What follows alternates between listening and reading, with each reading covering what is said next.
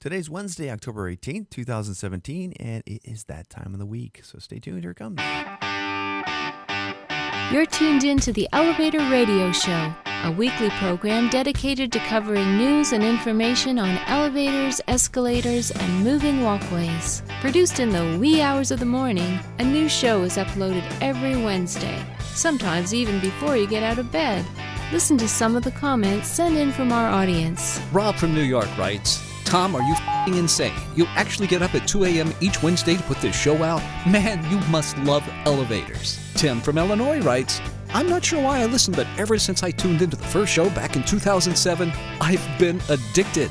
Matt in Texas writes, I like your safety messages, Tom. It's important to remember them each and every day. And he also adds, when am I going to win the monthly prize pack giveaway? Ron from California sent this in. Despite your inability to pronounce words in the English language, I tune in each week and am glad that you offer this service to the industry. It's better than Google News alerts. Sarah from Washington writes, up of the newsletter, you provide a valuable resource for the industry, not only for North America, but worldwide. Enjoy the show. And now, here's your sleep-deprived host, Tom Seibert. Thank you, everybody. Good to be here. Yes, it is good to be here this morning. Yeah. I am tired. I definitely am tired. It's been a week, a couple of weeks actually, been pretty busy trying to catch up and during the week and during the days that I are not doing the show. So makes for I get home, I have a couple beers, and I'm pretty much dead. I just fall asleep. But anyway, it's good. It's good to be busy, good to be working on a whole bunch of different projects. And I will not trade that for the world. So much better than not being busy and not trying to make a difference in our industry, our community, and our world. One project at a time. So anyway, we do have a shorter show for you today, but there are some topics that we will be talking about that might make you go, never thought about it like that. And that's what it did to me. And that's always good when we learn something new. And we challenge ourselves to think in a different direction, in a new way. And I always appreciate talking to friends and family members who do that with me. So hopefully some of the content on the program today does that for you. If it engages conversations between you, your helper, your mechanic, your significant other, your lover, your spouse, whoever, or your children, hopefully you can start some interesting dialect and truly kind of question things and wonder why things are the way they are. So hopefully you get that out of today's show. I'm wearing my TSSA Blue Dickies work shirt today, so hopefully you enjoy it. Yep, kind of colorful. It's always nice to see something other than black. And I do get emails from people asking, hey, it seems like you wear the same thing all the time. I don't get too many emails because I really don't care. But the reality is that when you work in a manufacturing facility, you have a tendency of getting dirty. And you ever notice how some people get dirtier than other people?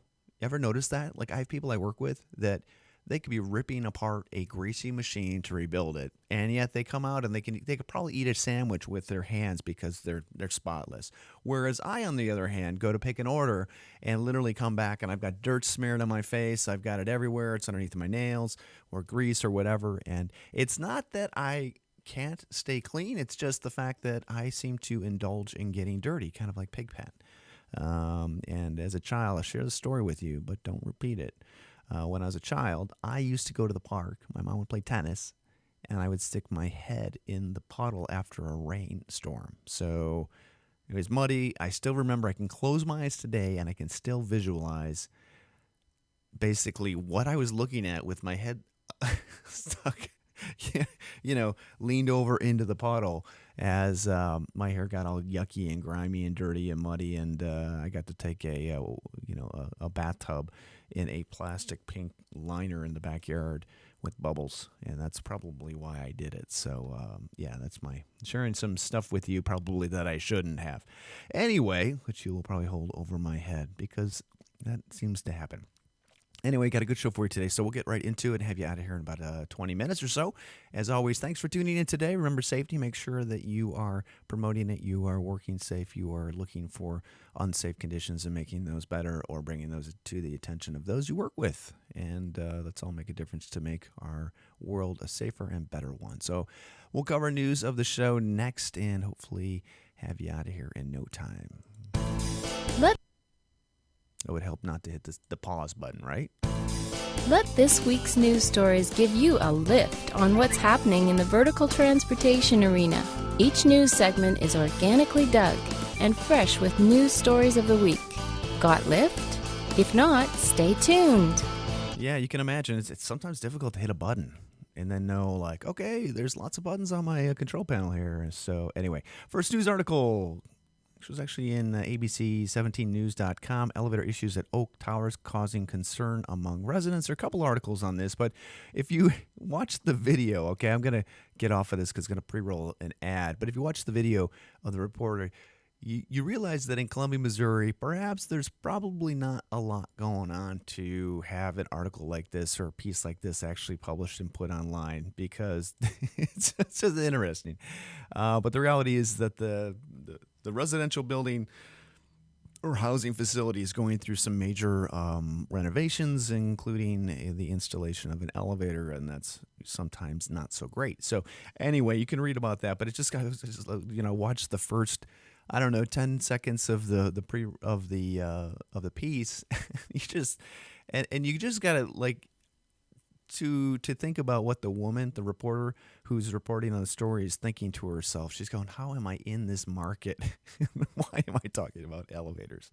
It's pretty funny. Anyway, it's in the show notes. But anyway, hopefully they will get the elevators going quicker than, sooner than later, and that the inconvenience that is put out, the inconvenience of the repairs, of the improvements is not as long as it is probably taking, and I think the response by the housing authority is a pretty good one. So you can, just basically saying we're trying to do our best. Okay, and oh yeah, let's good music. Let's just Keep going. Oh, that's a good beat. Anyway, so next news article, Channel 4, New York, NBC has an article, pretty lengthy one, talking about person gets trapped in elevator during power outage in New Jersey assisted living facility. Just as a reminder, if you are stuck in an elevator and the lights go out or whatever, there should be an emergency light in there that will illuminate, and the alarm button will illuminate as well. The reality is that the most or the safest place for you to be is in an elevator when it stops or it does not work and the doors do not open. Remember that. Share that with everybody, even if you're not an elevator technician or in the industry. Make sure you share that. The number of fatalities of people trying to exit an elevator when the doors are open and the elevator is not level with the floor and there's a gap underneath the elevator is much greater than you can imagine. And any fatality that occurs from this is one that is worthy of preventing. So stay in the elevator, wait for help. You got plenty of air, and as long as you understand that, you're going to be okay. So, but I'm sure pretty scary for the person who is in the elevator at the time with in the event of the power outage. So, and that was in an assisted living facility, which probably makes it even worse. Next news article, great article, Canada's Canadian business reporting that Canada's best jobs, what you need to do to study to land a great gig. And number 10 on the list is elevator mechanic. Pretty interesting take, and I agree on how to become a mechanic. Durham College is a college that offers a public elevator mechanic training program, which I think is awesome.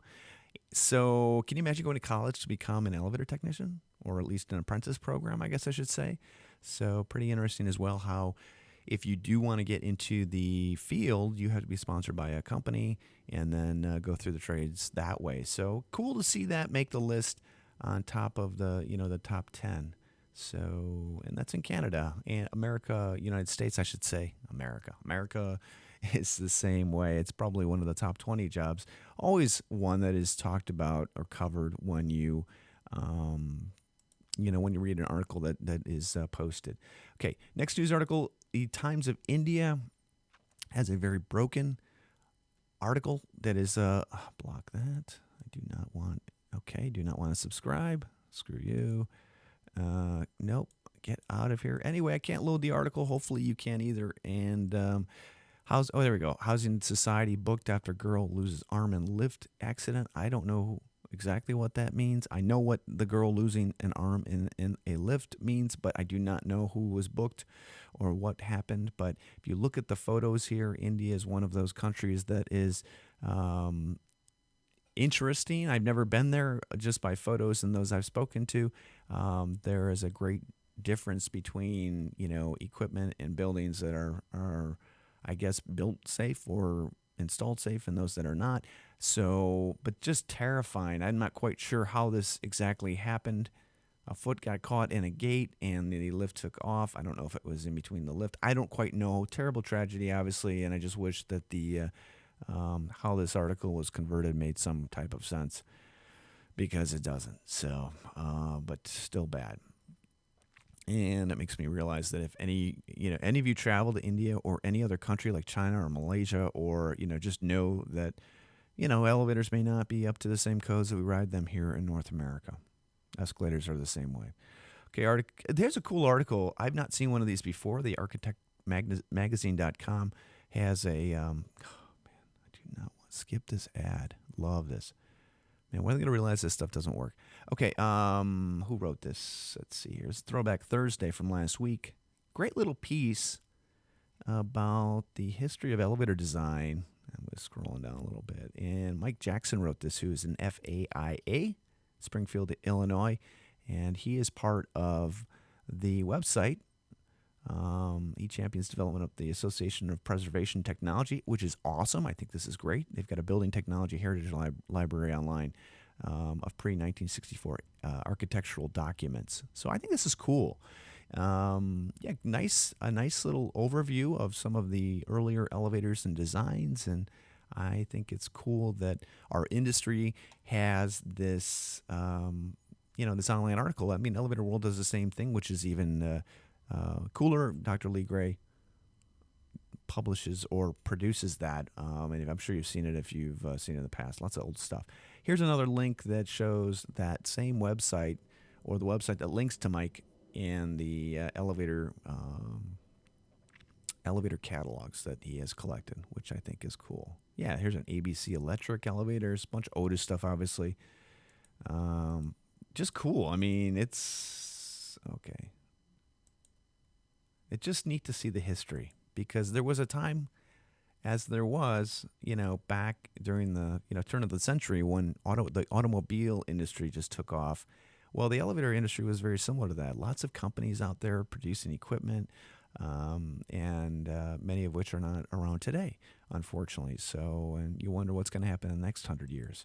Okay, next, educational opportunities through NASA International. They do have some Florida code update stuff going on. The next one that is not full is going to be in November.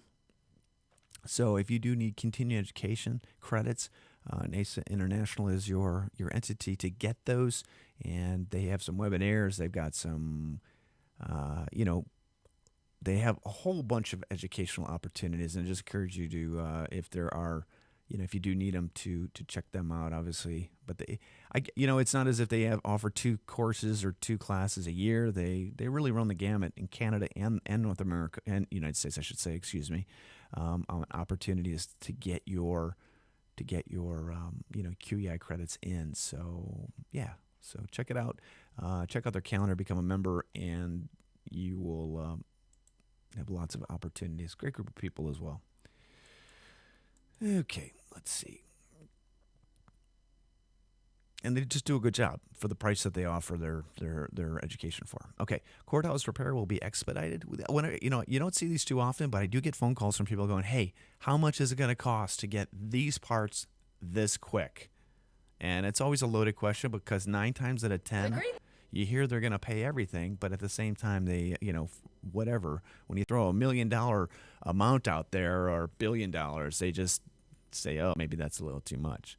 So people can walk. What I don't quite understand here is the second paragraph. It says the open and door control panel needs to be replaced. I'm assuming that's the door operator. I'm not quite sure, but anyway, Link is in the show notes if you want to read more about that. Come on. Okay, next news article. When I read this, I'm like, where in the heck is Perak? Or Perak.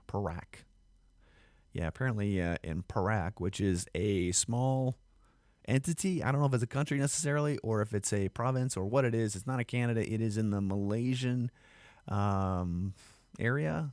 So Wikipedia that if you want. But they are starting their Department of Occupational Safety and Health has checked the escalators there. They're also promoting a safety campaign for elevators and escalators. They've got Mr. Otis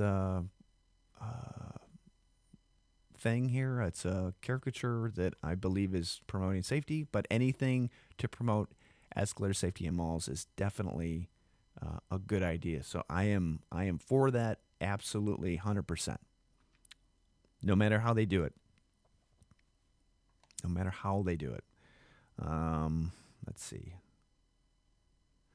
Next news article, MacBook destroyed by escalator. This article was linked up a couple of times. This is in the UK and in the London Tube. Mirror.co.uk has a photo. Oh, yeah, fashion. Yeah, I'm a lady. I want to buy ladies' clothes. Doesn't everybody?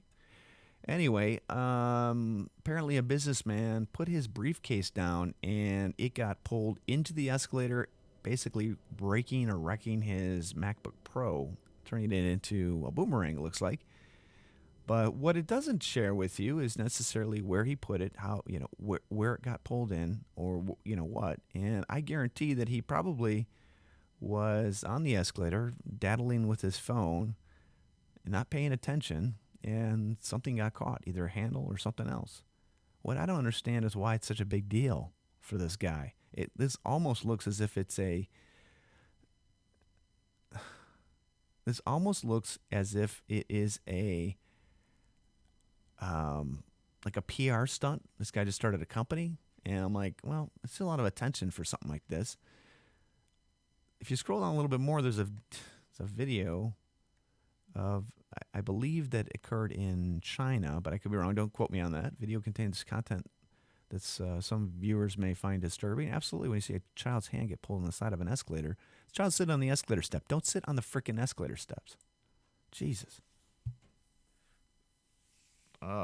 Anyway, so yeah, what that article does not go into detail is what exactly that dude was doing. It's not like, it had to have had like something loose on there that got pulled in, whatever. Don't put anything loose on the escalator either, okay? That's my other information and safety message for you, because this article should not have gotten as much play as it did. I mean, he went and did a photo shoot of holding his MacBook Pro on an escalator. It's like, come on, just be grateful that you just pay attention. How about that? Great article here. Maxson continues to train. They at Minnesota Elevator, they had a continuing education shop class there, which I think is awesome. They do a pretty nice job at getting out into the industry and training people on their valves, how to adjust, all that good stuff. So it's pretty cool. And it's, keep up the good work in your educational, program. I think it makes a huge difference. And widening the perspective. This was an article. This is the one that I think is, should make you go, Elevator World Incorporated, the magazine, obviously widening the perspective from energy to resources. This is an interesting article talking about how companies today, or new, architects or new buildings, want to be green, they want to be energy efficient. They want to make their imprint on the world a smaller place. And what's interesting here is that I don't know what the heck gray energy is. I'm not going to try to begin to understand it. But what it's talking about is, overall, how we manufacture, how we, look long-term for installing equipment, all of that makes a big difference into being, energy, environmentally responsible, I should say. It's not just about providing energy efficient equipment, light bulbs, et cetera, et cetera. It's a bigger picture. And I think the way that this article is written is, should make everybody kind of scratch their heads and go, I wonder, that's an interesting way of looking at it. Because when you look at. Experts stating, and I'm not an expert, not an expert, that the life of a elevator is 15 to 20 years. And I actually note in my blog post this is 10 to 15. I've had more people say it's 10 to 15 years. And based on companies that are, or building owners that I've spoken to and what some contractors are sharing with them, it's a little concerning to think that an elevator with a life of 10 years, which has been shared with building owners as being a throwaway item, is a little concerning. And when you talk about and think about replacing a system, the amount of energy that may have went into making that system, from fabricating, pouring the steel to getting it to the factory, to it's a whole big picture. It's not just about making regen controllers push energy, unused energy, back into the grid rather than into a dynamic resistor braking unit or into heat into the air. So would really think this out and put more emphasis into this. And I'm not an architect and I'm not a lead professional. I'm not a green person, but it's something to really think about. It really is. And I'm a manufacturer, and I'm going to start looking at some of this stuff because it makes sense. It makes sense when we're, looking at the bigger picture rather than just trying to save the energy that comes out of the wall outlet. So here's a, the way that this article finishes up, due to the high material intensity and high consumption of gray energy, the complete renewal is significantly less sustainable than a modernization. The complete replacement of a hydraulic elevator by a roped elevator from the perspective of the operation phase on its own is well intentioned, but from the environmental viewpoint cannot be justified. Now, it's a lot of fancy schmancy talk and whatnot, but still, it's a bigger picture, really is. So, I know when new buildings are designed, I think that besides green and environmentally energy saving systems, we need to look long term. And I know it's extremely difficult to guarantee that a controller microprocessor board is going to be available for 10, 15, 20, 30 years. That's very difficult. I understand that. I deal with that every day. But I think there are steps that can be taken to ensure that that actually happens. So I think we as an industry need to worry, and not worry, but take a look at that. To make equipment that lasts. Why not? Why not? Why not make an elevator that will last for 30 years? If it needs to be installed under the current code, have it built to that. And then basically as new codes evolve and adopt, kind of just worry about it then. I don't foresee anything in the future that would be such a code changer that would require overlays and new systems that to comply with them. So I'm going to ask Google because it knows everything. What is gray? Well, wait. Oh, shoot. What did I call it? I just want to know what gray energy is. Gray energy. Okay. Doesn't sound good, does it? What is gray energy? Google knows all. Okay, so gray energy is another word for polluting energy or non-renewable energy, and generated gray energy, fossil fuel. Okay. Well, anyway, yeah, you need gray energy to make, obviously, everything that we have. Petroleum, plastic, anything. So, but bigger footprint. And then also what to do with the material after it's all been, taken out and installed a new one. So I think we need to look at extending the life of the equipment that we're building today. Make it and I think companies are doing that. But I think if you could be a company and say, we're going to build an elevator system that's going to be around for 50 years as long as our company is here, I think you would have a gold mine. That's my business tip of the day. Honestly, they may, and if they knew that they were going to pay more for it, I think initially it probably would be worth it long term. So if you can put a package together in a way that architects understand long term, and also that you're making a difference with, quote, gray energy. It's not all about just making sure you're using PM motors and regen drives and whatnot, but it's ensuring that it's a bigger picture. We might make some progress. and price may not be an issue. I don't know. So that's my question. That's my thought thrown out to all you today in what your toolbox talk is and your lunch conversation. Think about that, because the majority of the time I hear from mechanics out there is that a lot of the equipment that's installed is just garbage.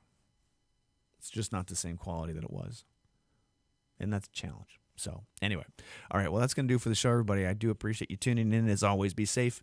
Enjoy the fall colors, because they are changing here in the Midwest and in the Northern Hemisphere. Those of you in the Southern Hemisphere, I think you're shifting into another season. I forgot what. I know it's opposite of what we're in. Spring.